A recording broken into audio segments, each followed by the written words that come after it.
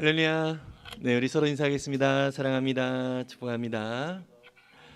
네, 우리 하나님 말씀 보겠습니다. 하나님 말씀은 요한계시록 7장 1절에서 8절까지의 말씀입니다.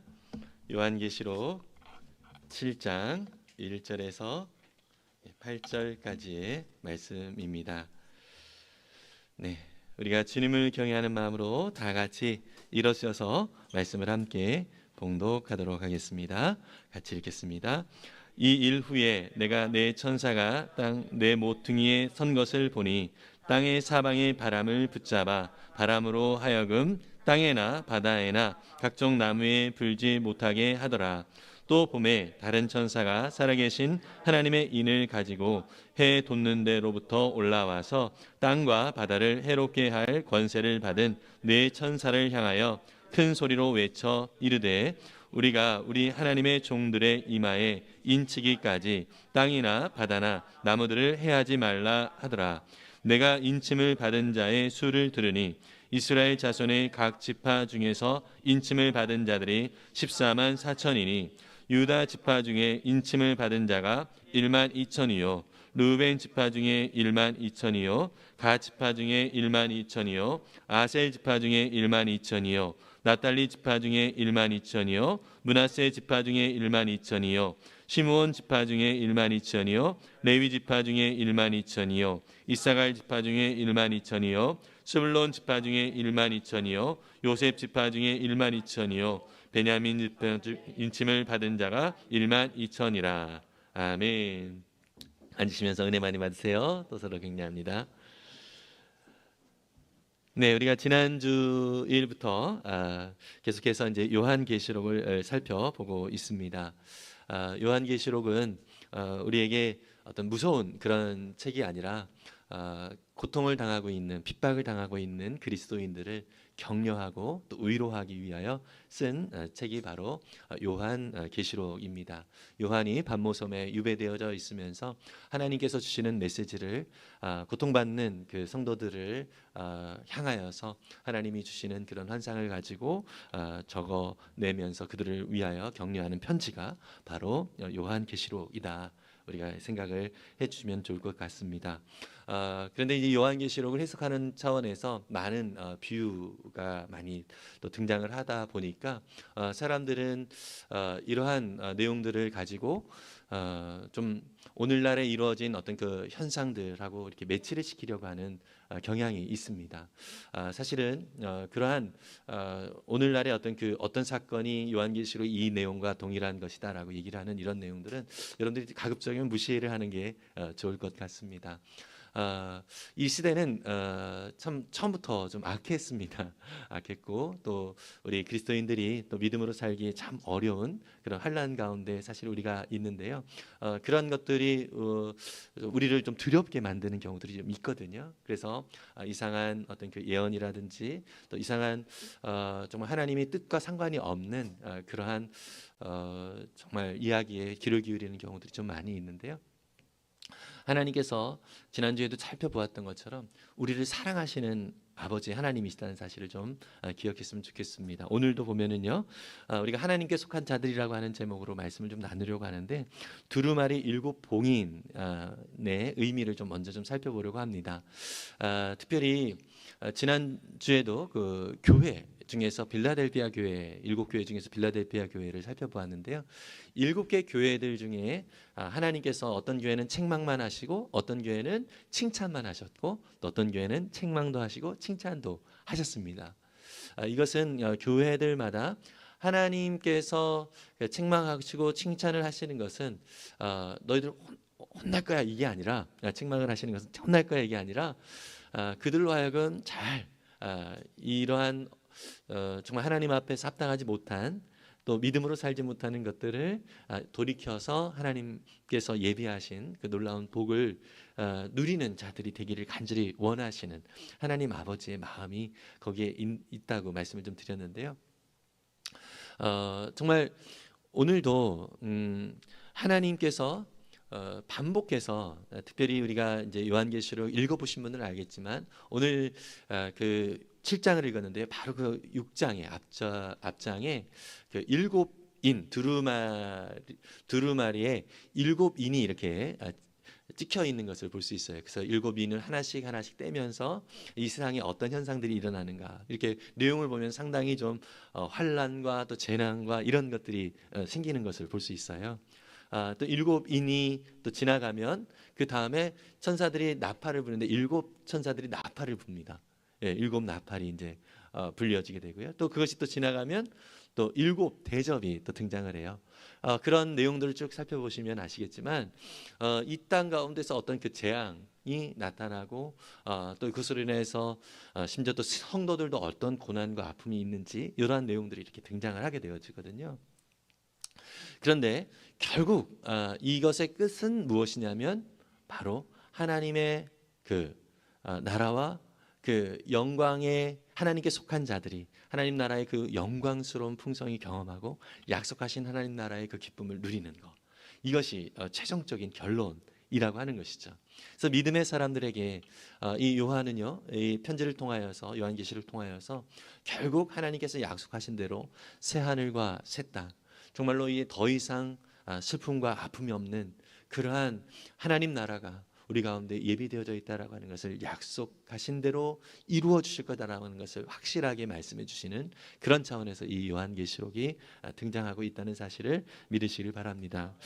여러분 오늘 특별히 일곱 봉인이 이렇게 두루마리 가운데 봉인이 딱 이렇게 있는데 여러분 혹시 인을 좀 찍어 보신 적 있나요? 예전에 그 영화 해리포터 같은 영화 같은 거 보면은 봉인이 되어져 있는 어떤 두루마리 이렇게 이런 것들이 보여지는 것들을 여러분 혹시 보셨는지 모르겠지만 어쨌든 하나의 그 인을 이렇게 찍힌 것이 아니라 두루마리에 일곱 개의 인이 찍혀졌어요. 한 가지씩 이렇게 떨어질 때마다 어떤 현상들이 이렇게 일어나고요. 특별히 우리가 6장을 보신 분들은 아시겠지만 세상의 전쟁과 또 극심한 또 그 인플레이션이 막 일어나는 일들이 일어나고요. 그리고 또 사망, 또 지옥이 따르는 어떤 사람들이 그 안에 또 있는 것들을 이제 보게 되어지고요. 또 순교자들이 또 제단 아래에서 여전히 고통을 당하고 우리들을 회복하실 때가 언제입니까? 뭐 이러한 메시지들을 또 이제 증거하는 그런 내용들이 나오고요. 땅에 지진이 나고 또 해가 나고 해가 빛을 잃어 검게 변하고 또 달이 피같이 붉게 변하는 그런 하나님의 진노의 날이 임하는 이런 현상들이 쭉 일어나는 것을 우리가 그 앞장에서 이렇게 살펴볼 수 있습니다. 그러면서 7장에서는요 이런 환란 중에 하나님께서 그 백성들을 건지시는 이런 내용이 나오는 것을 볼 수 있습니다. 어쨌든 말씀드렸다시피 이런 환란은요 또 우리 그리스도인들에게 있어서는 이것이 그냥 우리에게는 어려움과 아픔이 아니라 마치 여러분들 출애굽기를 생각하시면 이스라엘 백성들을 하나님께서 출애굽을 시키실 때 이집트에서 그들을 나오게 하실 때 그 이집트의 10가지 재앙을 하나님께서 주시는 것을 볼 수 있습니다. 그렇죠? 10가지 재앙을 주셨을 때 이 10재앙은 이스라엘 백성들을 위하여 주신 것이 이스라엘 백성들을 거기서 나올 수 있도록 하기 위해서 주신 것이고요. 이 10가지 재앙은 곧 심판, 누구에 대한 심판이죠? 바로와 하나님을 인정하지 않는 그 정말 이 세상 나라인 이집트를 향한 심판의 메시지가 10가지 재앙 속에 있는 것이잖아요.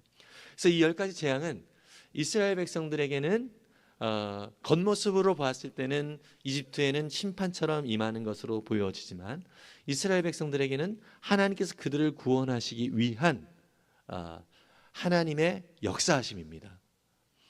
여러분 이것이 바로 일곱 인 또 일곱 나팔 또 일곱 대접을 통하여서 이 세상에 고난을 받고 어려움을 겪고 있는 이 성도들에게도 이런 환난과 아픔이 있는 이 세상이지만 이것은 결국 어떤 것입니까? 그 백성들을 건져 내시고자 하시는 하나님의 계획과 뜻이 있는 그러한 현상이다라는 것을 우리는 느낄 수 있습니다. 여러분 그래서 요한계시록을 볼 때 이 세상을 살아가는 우리 성도들도 마찬가지로 믿음의 삶을 살아갈 때 여러 가지 어려움과 아픔이 있습니다. 고난이 있고요.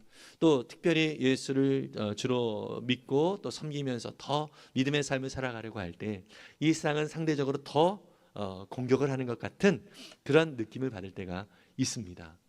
그러나 결국은 하나님께서는 약속대로 우리에게 승리를 허락해 주시는 분이십니다. 그리고 우리에게 약속하신 영원한 하나님 나라의 기쁨을 누리게 하시는 분이라는 사실을 우리가 마음에 늘 간직하고 살아갈 수 있으면 참 좋겠습니다. 오늘 본문 속에서도요, 이러한 환난과 아픔 가운데 있는 이러한 세상 속에서 하나님께서 그의 백성들을 보호하시고 또 그들을 인치시는 것, 도장을 찍으시는 그런 장면이 나오고 있습니다. 요한계시록 7장 3절에 보니까요, 이런 표현이 세 번역을 한번 읽어보겠습니다.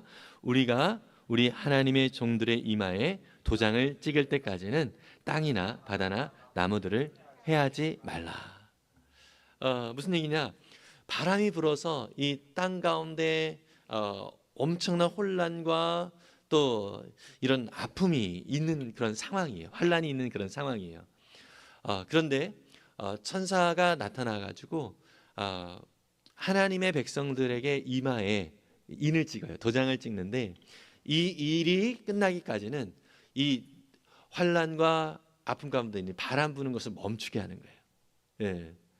그렇게 해서 몇 명까지 찍죠? 14만 4천 명 성도들을 다 이렇게 도장을 찍을 때까지 이 환란을 멈추도록 그렇게 명하는 것을 볼 수 있습니다.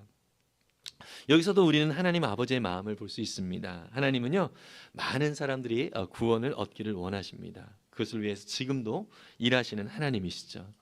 그래서 하나님은 이 구원받는 자들, 정말 하나님 앞에 속한 자들을 계속해서 찾으시도록 이 환란 속에서 우리를 보호하시는 그런 하나님이시라는 것을 이 말씀을 통하여 또 우리는 확인할 수 있습니다.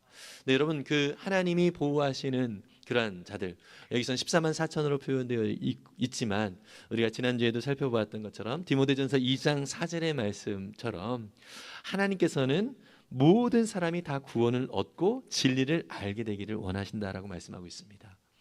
여러분, 하나님의 그 구원을 받기를 원하시는 그러한 무리의 그 범위는요, 모든 사람이라는 것을 우리는 볼 수 있죠. 이런 환난과 아픔 속에서 하나님은요, 하나님 나라의 그 약속을 마음에 새기면서 그 백성들이 풍성함을 누리며 살아가기를 계속해서 원하고 계십니다. 이것은요, 구약 속에서도 선지자들을 보내셨을 때 하나님의 마음을 우리가 또 볼 수 있는데요. 이사야서 같은 경우는 정말 이사야는 참 가장 악한 시대에 활동을 했던 어떤 선지자로 알려져 있는데 그 이사야가 하나님의 그 멸망의 심판의 메시지를 증거하면서도 결국 이루어질 하나님의 나라에 대한 묘사도 하고 있는 것을 볼 수 있어요. 이사야서 11장 6절에서 9절까지 보면 이렇게 묘사를 하고 있습니다. 그때의 이리가 어린 양과 함께 살며 표범이 어린 염소와 함께 누우며 송아지와 어린 사자와 살찐 짐승이 함께 있어 어린 아이에게 끌리며 암소와 곰이 함께 먹으며 그것들의 새끼가 함께 엎드리며 사자가 소처럼 풀을 먹을 것이며 젖 먹는 아이가 독사의 구멍에서 장난하며 젖된 어린 아이가 독사의 굴에 손을 넣을 것이라. 내가 거룩한 산 모든 곳에서 해됨도 없고 상함도 없을 것이니 이는 물이 바다를 덮음같이 여호와를 아는 지식이 세상에 충만할 것임이라. 아멘.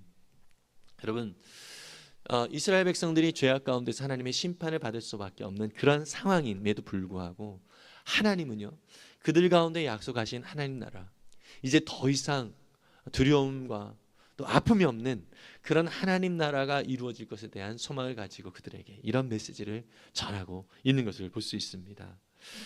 그래서 그 하나님 나라의 특징이 있는데요. 이것은 무엇이냐면 물이 바다를 덮음같이 여호와를 아는 지식이 충만할 것입니다. 아멘. 여러분, 하나님께서 어떤 분이신지를 우리가 알게 되어지고 또 하나님을 아는 지식이 우리의 삶 가운데 적용이 되어지면 우리는 이 땅 가운데서 이러한 하나님 나라의 풍성함을 누리면서 살아갈 수 있게 된다는 사실을 믿으시길 바랍니다. 이러한 하나님 나라의 그 풍성함과 그 약속된 하나님 나라에 대하여 구약의 이 선지자들도 약속을 했던 것처럼 결국 주님이 오시는 그날에 정말 우리 성도들이 누릴 그런 영광의 나라, 그 풍성한 나라, 이것을 하나님께서 약속을 해주시면서 이 고난을 받고 있는, 특히 이 요한이 편지를 썼던 그 시대는 너무나도 크리스찬들을 향한, 그리스도인들을 향한 고난이 아주 엄청나게 많았던 그러한 시기였습니다. 십자가의 죽음을 당하기도 되었고요, 사자의 밥이 되어지기도 하고요. 이러한 고통을 당하고 있는 이 그리스도인들을 오직 위로할 수 있는 길은, 또 이 그리스도인들이 그러한 상황 속에서 소망을 가지고 살아갈 수 있는 유일한 길은 하나님의 약속, 그 말씀, 하나님이 어떤 분이신지를 아는 이 지식, 그것이 이들 가운데 충만히 새겨질 때 그런 상황들을 이겨갈 수 있다라고 하는 것을 이 요한은 알기에, 그렇게 하나님이 주신 메시지로 이 성도들을 위로하고 격려했던 것입니다. 여러분, 오늘 우리의 삶도 그렇습니다.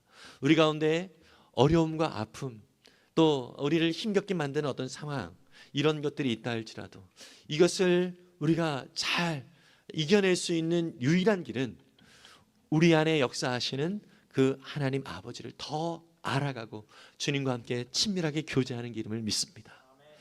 주님을 알아갈 때, 우리 하나님을 더욱더 알아갈 때, 우리 삶 가운데 있는 이 모든 상황들 가운데서 지금 당장 이해하지 못한다 할지라도 우리 가운데 일하시고 역사하실 그 하나님을 믿음의 눈을 들어 우리가 기대하며 나아갈 수 있는 힘이 생길 수 있다는 사실을 믿으시길 바랍니다. 어려움 가운데 있는 우리 성도들 혹시 있다면 이럴수록 더욱더 주님을 알아가는 일에 더욱 마음을 둘 수 있는 우리 모두가 될 수 있기를 간절히 소망합니다. 이런 것을 위하여 우리를 도우시고, 또 이렇게 우리가 정말 하나님 앞에서 더욱더 굳건히 세워질 수 있도록 지금도 쉬지 않고 일하시는 하나님이심을 믿습니다. 이렇게 하나님께 속한 자들을 특별히 하나님이 또 선택을 해주셔서 우리가 선택을 받은 자들이 되었습니다. 이 편지, 요한계시록의 편지의 대상자들이 하나님께 속한 자들, 하나님의 택함을 받은 자들이거든요. 예수를 주로 고백을 하는 자들, 하나님을 아버지로 섬기는 자들, 사실 그 고백 때문에 고통을 당하는 자들이에요. 그 고백 때문에 고통을 당하는 자들이지만 하나님은요, 그들을 선택한 것이 얼마나 복된 것인가, 그들이 선택받았다는 것이 얼마나 복된 것인가를 계속해서 또 말씀을 해주고 있는 것을 볼 수 있습니다. 여러분, 하나님의 역사를 보면은요, 구약에서도 12지파, 이스라엘의 12지파를 선택하셔서 그들을 통하여서 하나님이 어떤 분이신지를 나타내고 열방 가운데 하나님의 구원이 흘러가기를 원하셨습니다. 그리고요, 신약시대는 12명의 사도를 통하여서 하나님은 이 땅에 또 교회가 세워지고, 또 저와 여러분들처럼 이렇게 세대를 거듭해서 하나님의 백성들이 이 땅 가운데 생겨나게 되었습니다. 하나님 나라가 그렇게 더욱더 확장되어지도록 하나님은 구약시대에는 12지파를, 또 신약시대는 12사도, 12제자를 사용하셨다는 것을 볼 수 있습니다. 여러분, 이 오늘 본문에 보면은요, 하나님께서 도장을 찍은 그 사람들의 숫자가 몇 명으로 나오죠? 14만 4천 명이 나오죠. 여러분, 이것은 우리 이단인 그 신천지라고 하는 곳에서 이 14만 4천이라고 하는 숫자를 상당히 좀 강조를 했습니다. 그죠? 근데 그들이 처음에 포교 활동을 할 때 14만 4천 명의 신천지 성도들이 되어지면 끝이 올 것이고, 또 그들만 구원을 받게 될 것이다라는 식으로 얘기를 했는데요. 정말 이들이 열심히 포교 활동을 하다 보니까 14만 4천 명이 넘었습니다. 그러니까 지금은 어떻게 얘기를 하고 있냐면 열심히, 더욱더 열심을 내는 14만 4천, 그렇게 이제 또 말을 또 바꿔가지고 그들이 그래서 더더욱 열심히 포교 활동을 하는 이유는 뭐예요? 그 14만 4천에 들기 위하여 결국 사람들을 이용하는 것이죠. 참 너무나도 좀 안타까운 그런 모습이지만 그들이 그렇게까지 열심히 하는 그러한 이유는 그 안에 들고자 하는 그러한 어떤 의도가 있는 것이고 또 그런 어떤 목적을 향해서 열심히 살아가는 이 삶의 모습은 사실 좀 대단한 모습이라는 생각이 좀 듭니다. 그러나 여러분 구원은요 우리가 얼마나 열심히 했느냐 이것을 따라서 이 구원이 이루어지는 것이 아니라는 것이죠. 구원은 오직 하나님의 은혜로 주어지는 것입니다. 내가 어떻게 열심히 했느냐에 따라서 주어지는 것이 구원이 아니라는 것이죠. 예. 그래서 신천지에서 얘기하는 구원이라고 하는 것은 사실 우리 성경 전체적으로 우리 예수님께서 우리 하나님께서 우리 가운데 말씀하셨던 그 구원의 의미랑은 전혀 다른 오히려 반대가 되어지는 그러한 모습으로 이야기를 하고 있다는 것을 우리는 느낄 수가 있습니다. 그렇다고 해서 우리가 여기서 가만히 있자 이게 이 얘기가 아니라 오늘도 계속 말씀 나누겠지만 우리가 구원을 받았다는 이 사실 자체가 얼마나 복된 것인가라는 것을 깊이 좀 알아가자는 것입니다. 여러분 이 14만 4천은요 우리가 이제 그 요한계시록은 숫자를 많이 비유적으로 표현하면서 의미를 좀 나타내는 경우가 있는데요. 보통 많은 학자들이 이렇게 표현합니다. 14만 4천이라고 하는 숫자는 구약의 12지파 12, 그다음에 신약의 12사도 12, 그리고 히브리인들의 사고 속에 1000이라고 하는 숫자는요 아주 수많은 많음을 의미하는 그런 숫자입니다. 그래서 12 곱하기 12 곱하기 1000 이렇게 하면 14만 4천이 이렇게 나오는 것을 볼 수 있습니다. 그리고 오늘도 우리가 읽은 본문 속에 보면 이스라엘 12지파 속에서 12,000명씩 12지파가 다 모아지니까 14만 또 4천이 되어지죠. 이런 식으로 또 계산이 되어지는 그런 숫자입니다. 여러분 우리가 이제 앞부분만 읽었지만 그 뒷부분에 보면은 이 수많은 무리, 그래서 14만 4천이라고 하는 것은 그냥 숫자로 세서 14만 4천 명 이것을 얘기하는 게 아니라 수많은 무리라는 얘기예요. 수많은 무리. 그래서 수많은 무리가 이 7장 뒷부분에 보면 천상의 예배를 하나님 앞에 드리는 것을 볼 수 있습니다. 구원하심이 보좌에 앉으신 어린 양, 우리 어린 양께 있습니다라고 선포하면서 그 하나님을 우리 주님을 찬양하는 그런 모습이 이렇게 등장을 하고 있는 것을 볼 수 있습니다. 결국 환난과 아픔 가운데 있는 이 세상이지만 하나님께서 택하신 그 백성들은 영광의 하나님의 나라에서 하나님을 찬양하며 하나님을 높이는 그러한 자리로 우리를 주님께서 불러 세우신다라고 하는 약속의 메시지가 이 자리에 있는 것, 이 메시지 속에 있음을 우리는 믿습니다. 마찬가지로 여러분 오늘도 우리가 하나님 앞에 예배를 합니다. 하나님 앞에 우리가 마음을 다하여 나아갑니다. 사실 이것 자체가 우리가 하나님의 택함을 받았다라고 하는 거룩한 백성이 되었다라고 하는 증거입니다. 여러분 이 정말 예배를 정말 소중하게 여기고 또 이 주님 앞에 나아갈 때 하나님께 주신 그 은혜와 그 사랑을 다시 한번 돌아보면서 하나님 높이며 찬양하는 저와 여러분들이 될 수 있기를 간절히 소망합니다. 여러분 그 하이데거라고 하는 철학자가 우리 인생의 문제 예전에도 한번 언급한 것이 있기도 한데요. 한 번 더 언급한다면 인생에 있어서 세 가지 문제가 있다라고 정리를 했습니다. 첫째는 물질의 문제라고 했습니다. 먹고 사는 문제죠. 여러분 우리 돈 때문에 많은 고민과 아픔을 겪는 분들이 있잖아요. 그렇죠? 그리고 두 번째가 뭐냐면 사람 간의 관계 문제예요. 관계 문제. 이 관계 문제 때문에 너무 어려움을 겪는 분들이 참 많이 있죠. 그렇죠? 그리고 마지막 세 번째로 이 하이데거가 뭐라고 얘기냐면 나는 누구인가라고 하는 나의 정체성에 관한 문제가 우리 사람들의 인생 속에서 최대의 문제 중에 하나다라고 얘기를 합니다. 그리고 또 이것을 가장 본질적인 문제다라고 얘기를 해요. 그러면서 하이데거는요, 이 문제, 나는 누구인가라고 하는 이 문제 속에 스스로 대답을 하기를 나는 죽음 앞에 서 있는 존재 이렇게 표현을 합니다. 죽음 앞에 서 있는 존재. 그러면서 하는 말이 뭐냐면 이 문제를 해결한 사람은 아무도 없다. 이 세상 속에 지금까지 이 문제를 해결한 사람은 아무도 없다. 이렇게 얘기를 해요. 그러니까 자기도 나는 죽음 앞에 서 있는 존재다라고 하는 이 답변도 완전한 답변이 아니다라고 하는 것을 스스로 인정을 하는 것이죠. 근데 여러분 나는 누구인가라고 하는 이 질문에 우리 그리스도인들은 아주 분명하고 확실하게 대답을 할 수가 있지요.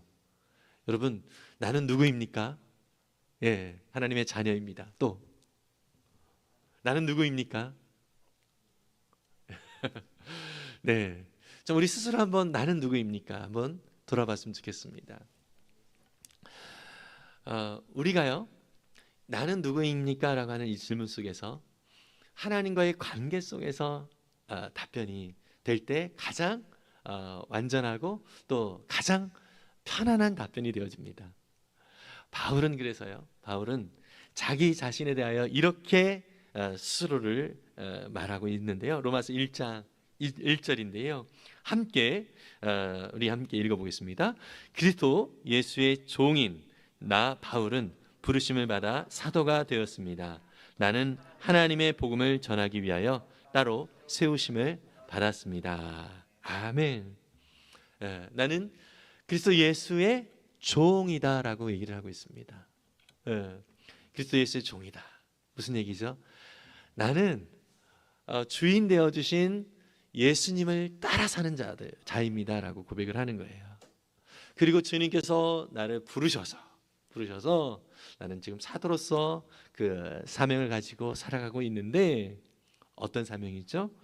하나님의 복음을 전하기 위하여 부름을 받았다라고 그렇게 선언을 하고 있습니다. 여러분, 이것이 가장 선명하고 분명한 우리 그리스도인들의 나는 누구인가 라고 하는 질문의 답변이 될 수 있다고 믿습니다. 하나님은 우리를 너무나도 귀한 하나님의 자녀로 삼아 주셨고요, 또 우리 입장에서는 우리의 삶을 통하여서 하나님이 말씀하신 그 말씀이 온전히 나타나는 그런 삶으로 부름을 받은 거룩한 자녀다라고 하는 사실을 꼭 기억하는 우리가 될 수 있으면 참 좋겠습니다.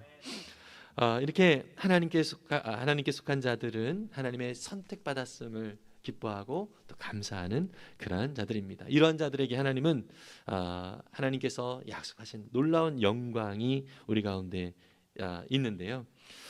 우리가 정말 이 세상에 살아감에 있어서 가장 정말 이 살아가는 행복하구나, 정말 기쁘구나, 이것을 느낄 수 있는 때가 언제냐?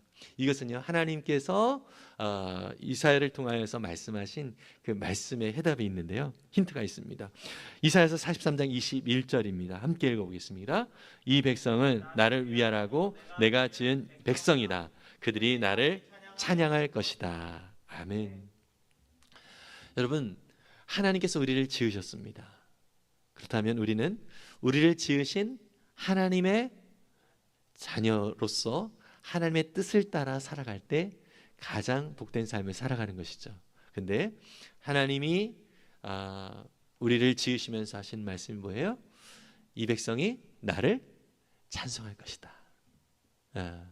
결국 우리의 삶이 하나님을 찬양하는 자로, 하나님을 높이는 자로 살아갈 때에 우리는 이 삶에서 가장 행복하고 가장 기쁜 그런 하나님 나라의 그 영광을 맛보는 그런 삶을 살아갈 수 있다라는 것을 믿으시기 바랍니다. 여러분, 이러한 것은 참 우리가 믿음 생활을 이렇게 해 나가시다 보면 참 많이 경험하시는 것들이 있어요. 하나님을 찬양한다는 것은 물론 우리가 노래로, 목소리로 하나님을 찬양하고 높이는 것도 있지만, 그럴 때 또 하나님 영광 받으시고 또 우리의 영혼이 참 자유롭고 또 하나님 안에서 참 기쁨을 누리는 것들을 볼 수 있습니다. 뿐만 아니라 노래로 찬양하는 것뿐만 아니라 우리의 삶으로 하나님을 높이고 하나님을 영화롭게 하는 것, 이것이 하나님이 찬양이 될 수가 있는 거죠. 어떤 경우죠? 우리가 하나님을 바라보고 고통과 아픔 속에서 우리를 회복하시고 치유하시는 그 하나님을 찬양하고 높이는 것, 그리고 회복된 우리가 정말로 주님을 알지 못하는 자들에게 하나님의 사랑을 증거하고 또 그들이 주님 앞에 돌아오는 것을 우리의 눈으로 보았을 때, 또 그들이 주님 안에서 믿음을 고백하고 살아가는 것들을 우리가 정말 같이 듣고 또 그 안에 하나님께서 어떻게 행하셨는지를 함께 경험할 때 우리는 그 안에서 참 기쁨을 얻게 됩니다. 여러분 한번 돌이켜 보세요. 내가 예를 들어서 로또 1등 당첨이 됐다. 이러한 그 경우도 참 기쁘겠죠. 예. 그러나 그 기쁨은 영원한 기쁨이 아닙니다. 예. 그냥 순간적인 기쁨이 되어지는 것입니다. 그렇지만 하나님은 저와 여러분들이 영원한 기쁨을 누리면서 살아가기를 원하시는 분이십니다. 그래서 우리로 하여금 하나님이 영광을 받으시는 그러한 삶을 살아갈 때 참 그 기쁨을 누리면서 살아가는 존재로 우리를 만들어 주셨습니다. 그래서 그 뜻대로 살아가는 삶을 살아갈 때 가장 행복한 삶을 살 수 있다는 것이죠. 예수님도요, 요한복음을 통하여서 우리를 향한 이 구원의 의미가 얼마나 귀한가라고 하는 것을 말씀을 해주시는데요. 요한복음 3장 16절부터 21절까지인데요. 제가 한번 읽어보겠습니다. 하나님께서 세상을 이처럼 사랑하셔서 외아들을 주셨으니 이는 그를 믿는 사람마다 멸망하지 않고 영생을 얻게 하려는 것이다. 정말 아들을 주신 이유가 뭐예요? 그를 믿는 사람마다 구원을 얻기를, 영생을 얻기를 원하시는 것, 이게 하나님 아버지의 마음이죠. 17절에 하나님께서 그 아들을 세상에 보내신 것은 세상을 심판하시려는 것이 아니라 아들을 통하여 세상을 구원하시려는 것이다. 여러분 요한계시록도 마찬가지예요. 심판의 두려움의 메시지를 주시는 것이 아니라 주를 따르는 자들이 어떠한 구원을 얻게 되어지고 어떠한 영광을 얻게 되어지는가 라고 하는 것을 우리 가운데 보여주시는 내용이 바로 요한계시록입니다. 여러분, 그래서 우리 주님이 오신 이유는 우리가 이 구원을 누림으로 기쁨을 얻기를 원하시는 것이죠.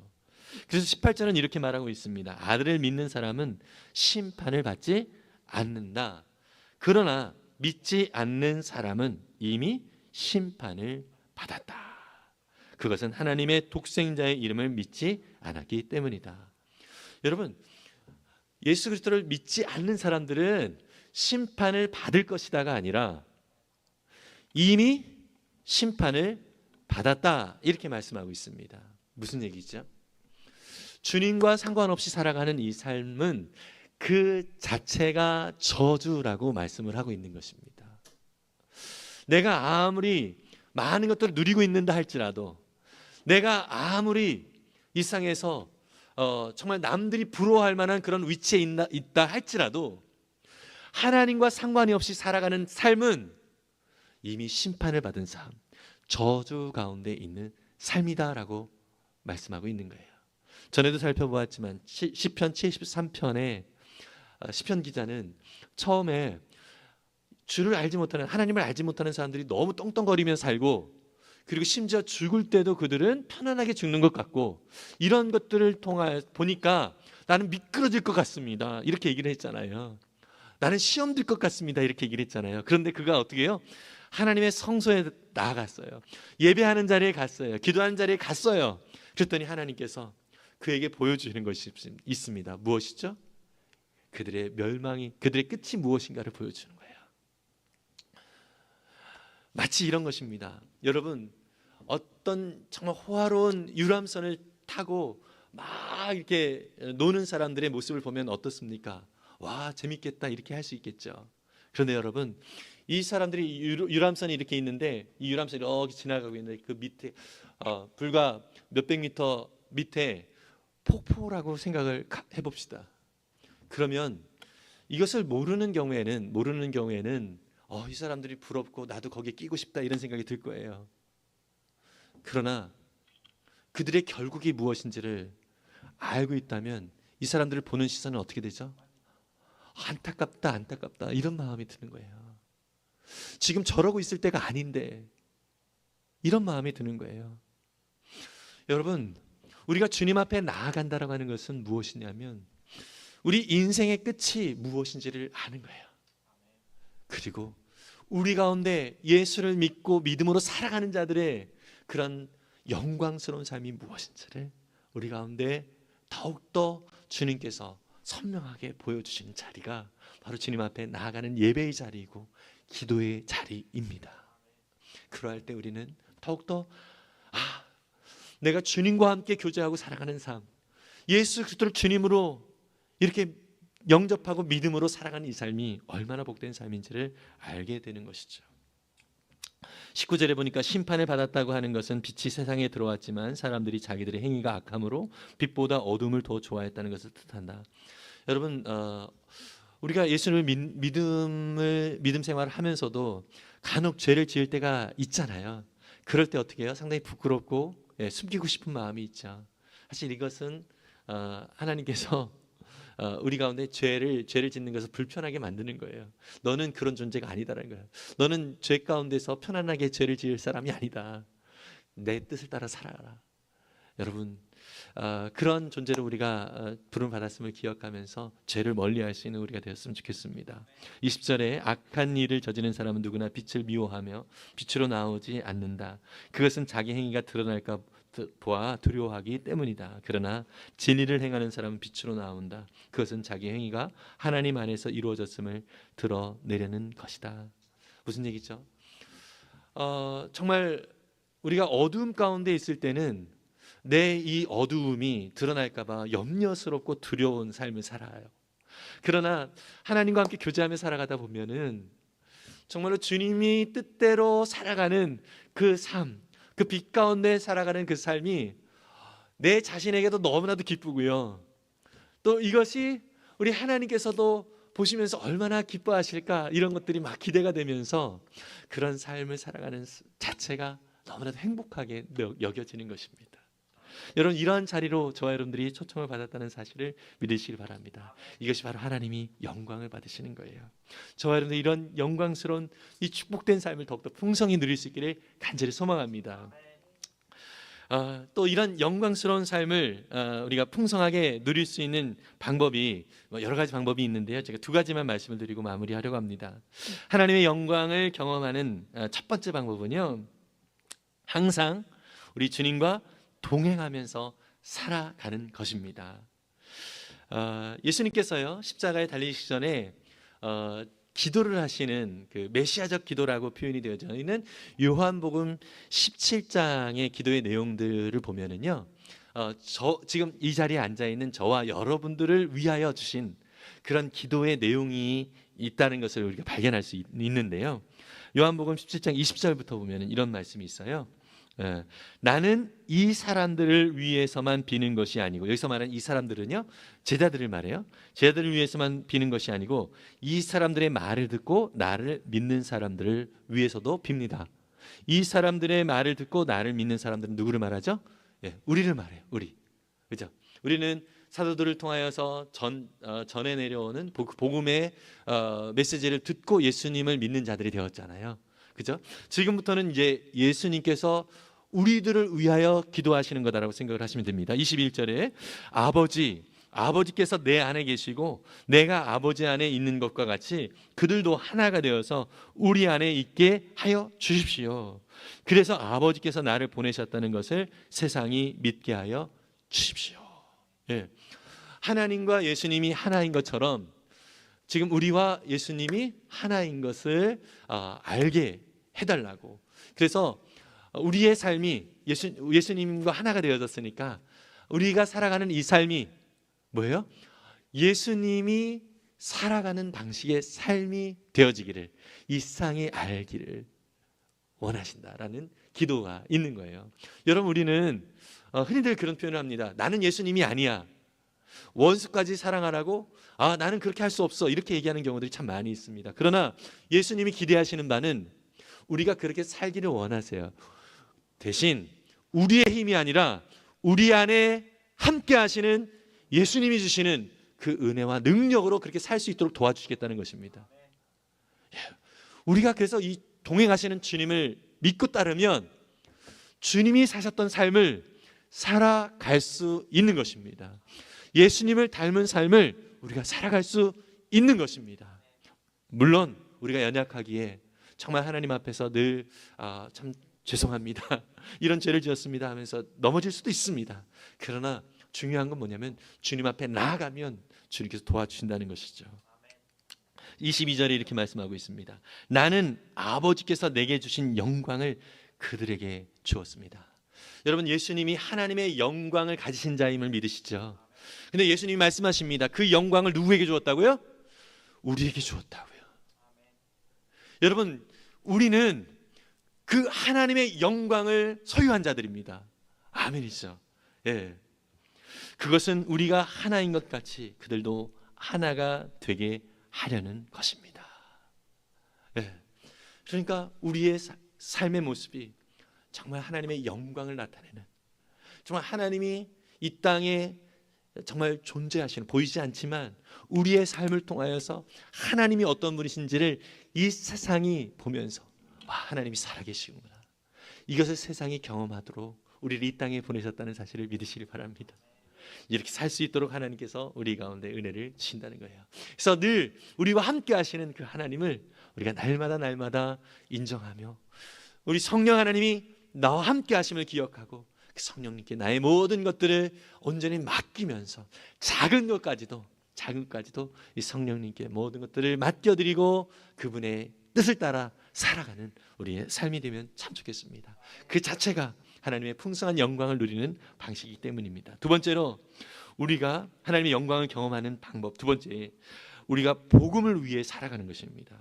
베드로전서 4장 12절에서 14절까지 말씀인데요, 함께 읽어보겠습니다. 사랑하는 자들아, 너희를 연단하려고 오는 불시험을 이상한 일 당하는 것 같이 이상히 여기지 말고 오히려 너희가 그리스도의 고난에 참여하는 것으로 즐거워하라. 이는 그의 영광을 나타내실 때에 너희로 즐거워하고 기뻐하게 하려 함이라. 너희가 그리스도의 이름으로 치욕을 당하면 복 있는 자로다. 영광의 영 곧 하나님의 영이 너희 위에 계심이라. 아멘. 여러분, 복음을 증거하다 보면 고난을 당하는 경우들이 많이 있습니다. 바울의 경우가 그랬죠. 복음을 증거하는 것 때문에 얼마나 많은 고난을 당했습니까? 우리도 마찬가지죠. 여러분들 믿음의 삶을 살아가면서 복음을 증거하다가 고난을 당해봤던 적이 있으시죠? 그렇죠? 아픔을 당했던 적이 있으시죠? 그런데 오히려 그 고난에 참여하는 것으로 즐거워하라라고 말씀하고 있어요. 왜냐하면 복음을 증거하다가 그리스도의 이름으로 치욕을 당하면 그 자체가 복 있는 자다. 영광의 영 곧 하나님의 영이 너희 위에 계십니다. 하나님의 영광이 그 안에 나타난다라고 말씀을 하고 있습니다. 베드로는 바로 그 영광의 자리를 사모했습니다. 그래서 그는 성령의 능력을 힘입어 복음을 증거하는 삶을 살았습니다. 베드로전서 5장 10절인데요, 함께 읽겠습니다. 모든 은혜를 주시는 하나님 곧 그리스도 안에서 여러분을 베드로전서 5장 10절입니다. 같이 읽겠습니다. 모든 은혜를 주시는 하나님 곧 그리스도 안에서 여러분을 자기의 영원한 영광에 불러들이는 분께서 감시 동안 고난을 받은 여러분을 친히 온전하게 하시고 굳게 세워주시고 강하게 하시고 기초를 튼튼하게 하여 주실 것입니다. 아멘. 여러분, 우리 하나님께서 정말 간절하게 소망하시는, 하나님의 원하시는 것이 무엇인지 그 마음이 느껴지십니까? 정말 우리를 정말 영화로운 자리에, 영광스러운 자리에 정말 우리가 누리고 그것을 기뻐하는 그 자리로 초청하고 싶으신 거예요. 그래서 그 자리에서 잠시 고난을 받는 것 같지만 우리 가운데 오히려 우리를 온전하게 해주시고 또 굳게 세워주시고 강하게 해주시고 기초를 튼튼하게 더욱더 흔들리지 않는 그런 믿음의 소유자로 우리를 세워주신다라고 약속을 해주고 있습니다. 여러분, 그래서 마지막으로요, 바울이 데살로니가 교회 성도들에게 그냥 예수를 믿는다고 했지만 자기 마음대로 여전히 자기 뜻대로 살아가는 이 성도들을 향해서 안타까운 마음으로 이렇게 권면하는 내용이 있거든요. 그 권면의 내용을 혹시 내가 주님의 뜻대로 살아가지 못하고 있는 삶을 살아가고 있다면 정말로 이것이 우리 주님이 내게 주시는 권면으로 받아들이고 정말 주님의 영광을 누리는 그 자리로 내가 소망하면서 나아가기를 소원합니다라는 이 마음으로 우리 데살로니가전서 2장 12절의 말씀을 함께 읽고 마무리하기를 원합니다. 함께 읽겠습니다. 우리는 여러분을 권면하고 격려하고 경고합니다마는 그것은 여러분을 부르셔서 당신의 나라와 영광에 이르게 하시는 하나님께 합당하게 살아가게 하시려는 것입니다. 아멘. 여러분, 성도들에게 어떤 표현이에요? 권면하고 격려한다라고 했지만 또 좀 강한 표현을 썼죠. 예, 경고합니다. 경고합니다. 이것은 정말 안타까운 마음에서 얘기를 하는 거예요. 여러분들은 하나님의 놀라운 영광을 얻도록 하나님께서 여러분들을 이 땅에 보내주셨습니다. 그런데 여러분, 왜 여전히 옛 모습, 왜 여전히 그 혼란과 아픔과 정말로 길 없이 살아가는 것 때문에 갈등했던 그때의 삶을 왜 여전히 살아가고 있습니까? 하나님의 놀라운 영광의 자리로 우리가 초청이 되었는데 그 자리로 나아갑시다. 이러면서 바울은 데살로니가 교회 성도들에게 얘기했던 것처럼 저도 이 말씀을 근거하여서 여러분들을 그 자리로 정말 초청하고 싶습니다. 여러분, 주님의 이 경고의 메시지, 또 이 격려의 메시지, 또 이 권면의 메시지에 귀를 기울이면서 오늘 하나님의 영광을 누리도록 나를 불러주신 그 주님의 은혜에 감사하면서 주님 앞에 겸손하게 나아가는, 또 주님의 그 놀라운 뜻을 아름답게 증거하는 저 여러분들이 되시기를 간절히 소망합니다.